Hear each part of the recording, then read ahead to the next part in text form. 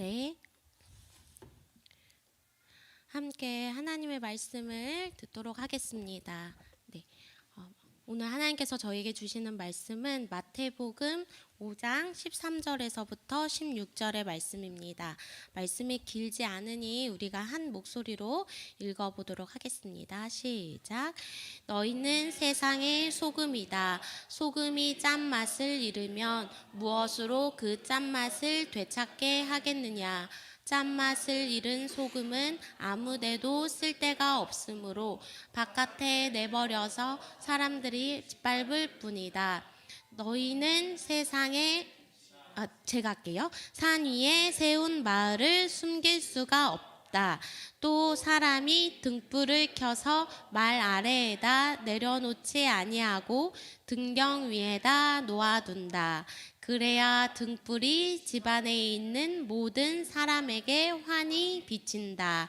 이와 같이 너희 빛을 사람에게 비추어서 그들이 너희의 착한 행실을 보고 하늘에 계신 너희 아버지께 영광을 돌리게 하여라. 아멘. 감사합니다. 오늘부터 저희가 이번 주부터 함께 묵상할 마태복음 5장에서부터 7장의 말씀은 우리가 잘 알고 있는 산상수훈이라고 불리는 말씀입니다. 산상수훈은 기독교 윤리 강령이라고 불릴 만큼 하나님 나라의 백성이 어떤 정체성을 가지고 살아야 하는지에 대해서 굉장히 디테일하게 풀어놓는 말씀이라고 할 수 있습니다. 산상수훈을 시작하는 포문을 말씀은 이렇게 시작합니다. 예수께서 무리를 보시고 산에 올라가 앉으시니 제자들이 그에게 나왔다. 예수께서는 입을 열어 그들을 가르치셨다. 예수님이 누구를 가르치셨을까요? 예수님의 말씀을 듣기 위해 예수님께 가까이 나온 사람들이 있었습니다. 예수님은 12 제자들을 비롯해서 예수님을 따르던 자들에게 하나님 나라의 백성으로 어떻게 살아야 하는지 그들을 가르치셨습니다. 이것은 제자들은 사실 예수님과 함께 지내면서 하나님 나라 복음을 계속적으로 들어왔습니다. 하나님 나라의 이 복음은 예수님이 계속적으로 가르치시면서 이 산상수훈을 통하여서 그 복음을 집대성하시면서 예수님이 직접 가르치신 설교와 같습니다. 그래서 여러분이 산상수훈 5장부터 7장까지를 계속해서 곱씹어서 묵상을 하시면서 예수님이 나에게 하시는 가르침으로 받으셨으면 좋겠습니다. 하나님 나라 백성이 어떻게 살아야 하는지 가르치는 이 산상수훈은 유대인들이 따랐던 율법과는 다른 것입니다. 유대인들은 10계명 아래에 자신들이 해야 할 것과 하지 말아야 할 것들을 수백 가지 규례로 만들어서 윤리적으로 행위적으로 따르려고 애썼습니다.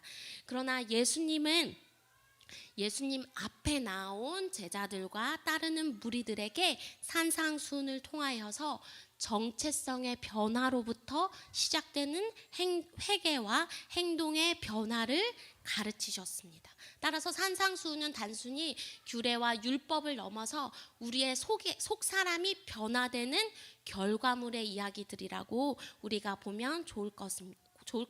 그래서 산상수훈을 읽을 때 우리가 중요하게 보아야 할 것이 무엇이냐? 바로 정체성입니다. 오늘 우리가 읽은 말씀은 예수님이 우리를 통하여서 우리의 정체성을 분명히 이렇게 기록해 주시고 계십니다. 너희는 세상의 소금이다. 너희는 세상의 빛이다.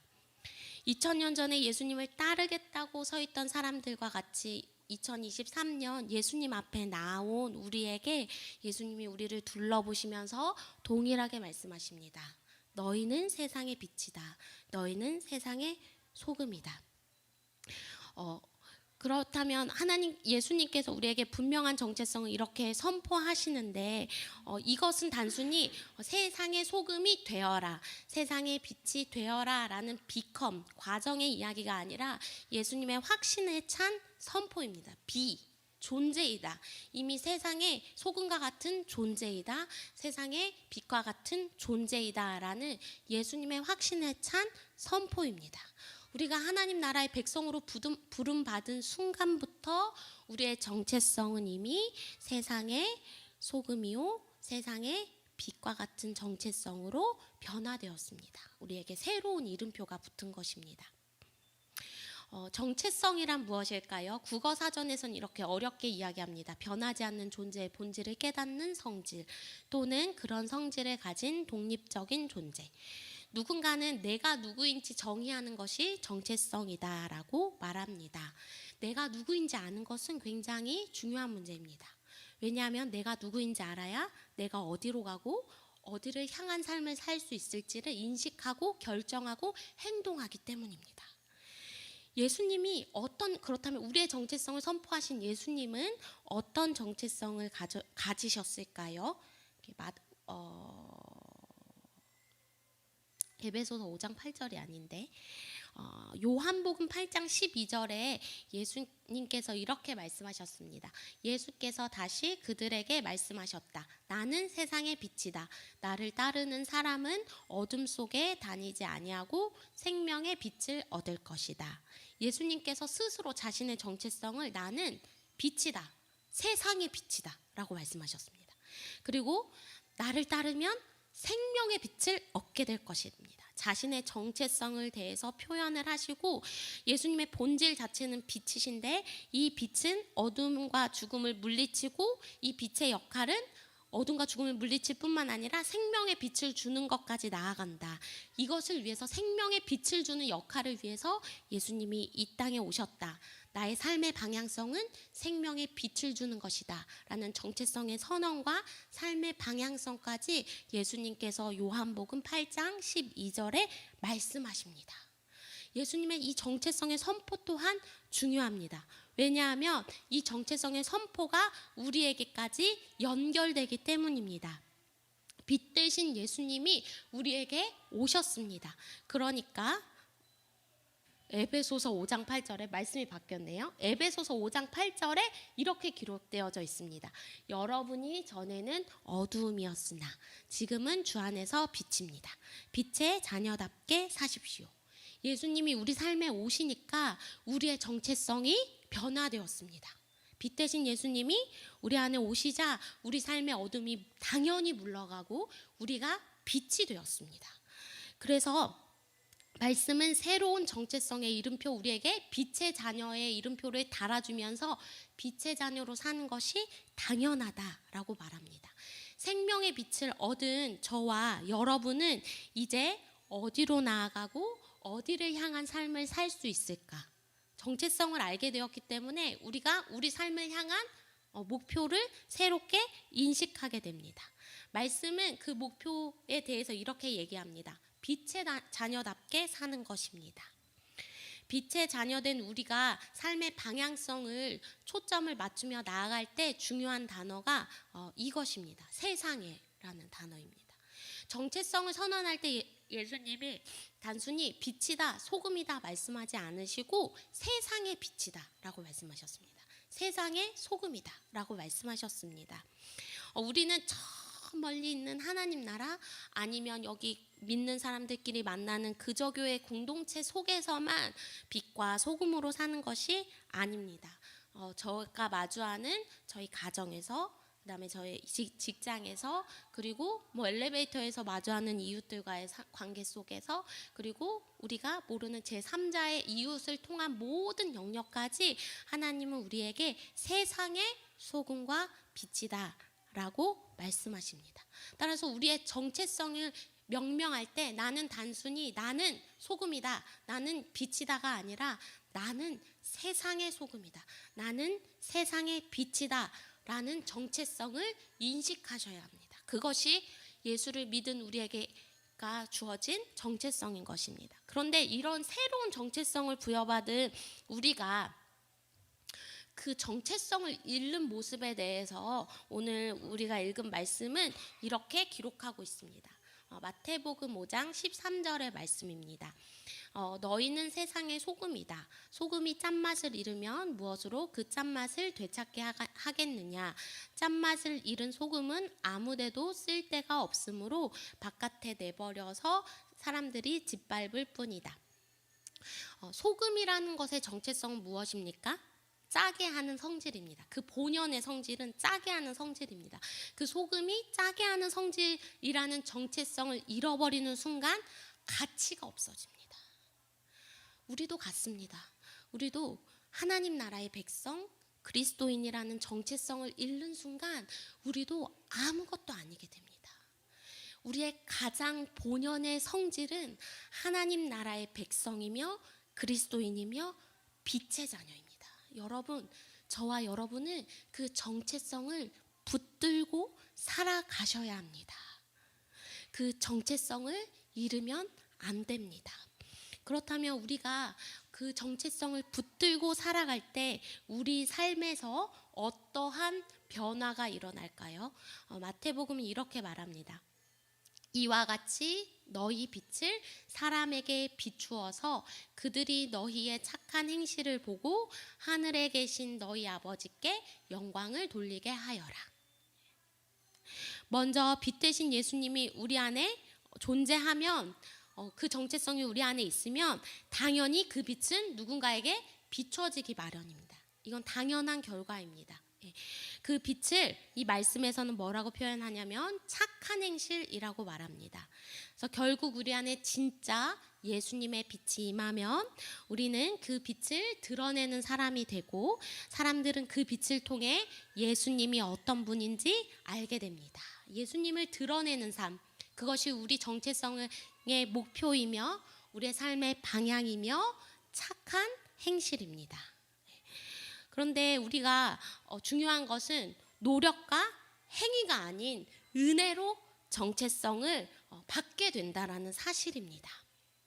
이것이 유대교가 말하는 율법과 다른 부분인데요. 유대교는 여러 가지 규례와 행위들을 통하여서 윤리적 행위를 통하여서 자신들이 유대인으로서의 정체성을 갖게 될 것이다 라고 생각했지만 예수님은 이 땅에 오셔서 그렇지 않다. 이것은 은혜로 가능한 일이다 라고 말하고 있습니다. 요한복음 3장 16절에서 18절을 제가 한번 천천히 읽어보겠습니다. 여러분, 이 말씀이 오늘의 핵심이기 때문에 여러분 이 말씀을 마음을 열고 경청하셨으면 좋겠습니다. 그리스도께서 우리를 위하여 자기 목숨을 버리셨습니다. 이것으로 우리가 사랑을 알게 되었습니다. 그러므로 우리도 형제 자매를 위하여 목숨을 버리는 것이 마땅합니다.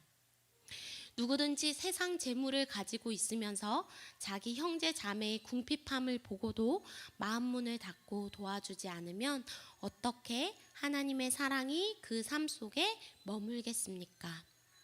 자녀된 이 여러분, 우리는 말이나 혀로 사랑하지 말고 행동과 진실함으로 사랑합시다. 이 말씀이 우리를 향한 하나님의 말씀이라고 생각합니다. 우리의 노력과 행위로 그리스도인이라는 정체성을 얻게 되는 게 아닌 것처럼 사랑도 우리의 노력과 행위로만 하는 것이 아니었습니다.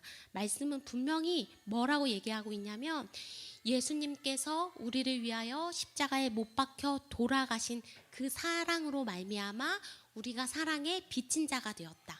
그 사랑으로 말미암아 우리는 진짜 사랑을 알게 되었다. 우리 안에 빛이 들어와서 내 삶 속에 빛이 충만한 상태가 되었다. 그 사랑을 경험한 사람, 그 사랑이 무엇인지 아는 사람은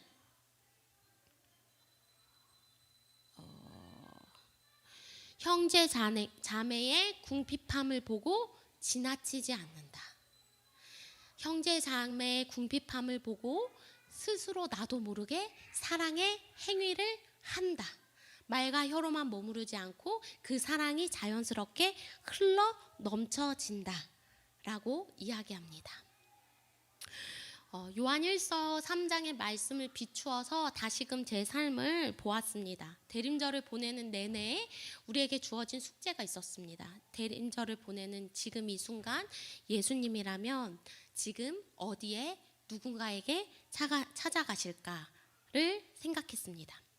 그런데 제가 계속 이 생각을 3주 동안 하면서 생각보다 제가 도움이 필요한 사람을 찾아내는 것, 그리고 도움이 필요한 사람한테 어떤 필요를 충족시켜 주어야 될지 생각보다 모르는구나 라는 제 삶의 현실을 이렇게 바라보았습니다. 사실 저에게 하나님께서 맡겨준 저희 아이의 필요를 빨리 캐치하고 필요를 충족시켜주고 이런 거는 좀 자신 있습니다. 왜냐하면 보여서요. 그렇죠? 그건 눈에 너무 잘 보여요. 지금 지율이의 다음 행동, 지우의 다음 행동이 보이고 지금 뭐가 필요할지 빨리 보입니다.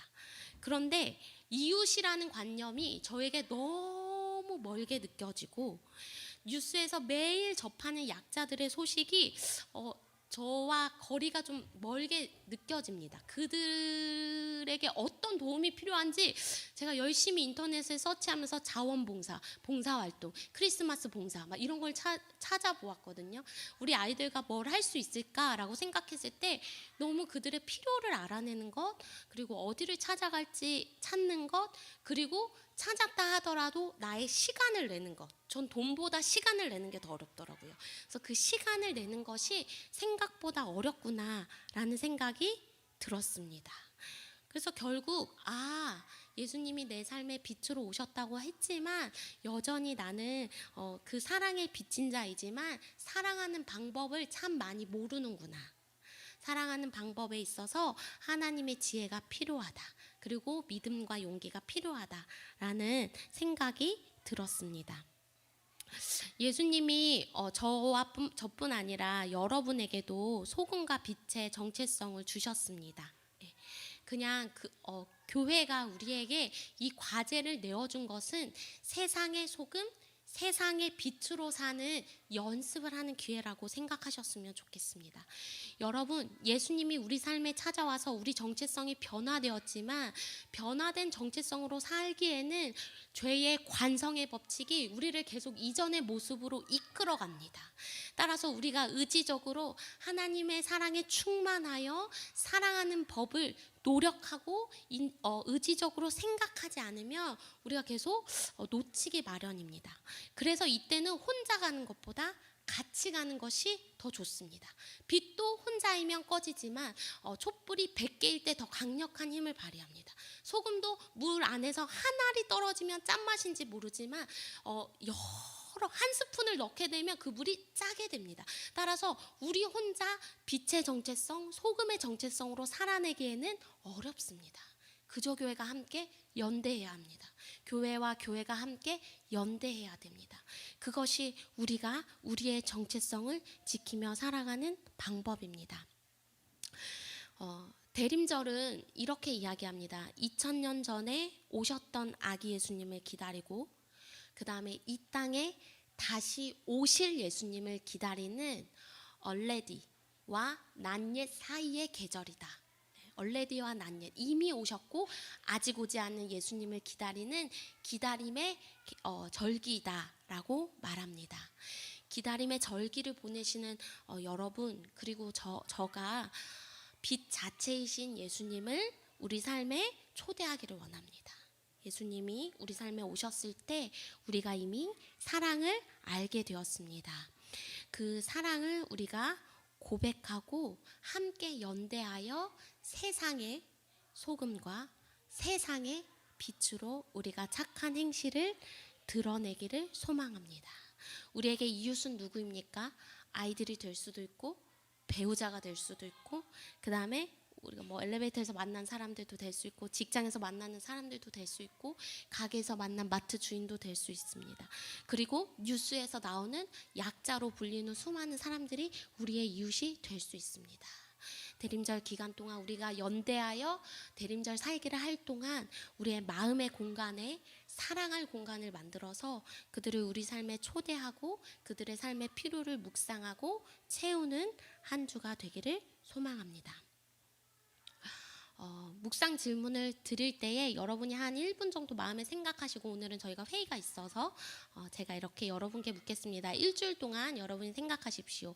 빛 대신 예수님이 내 삶에 있는지 충만한지 빛과 소금이 된 우리가 행함과 진실함으로 사랑할 대상은 누구인지 그리고 그 대상을 어떻게 사랑할 수 있을지 주님께 지혜를 구하며 나아가는 한 주가 되기를 소망합니다. 우리 다 함께 결단 찬양하면서 빛 대신 예수님을 초대하도록 하겠습니다.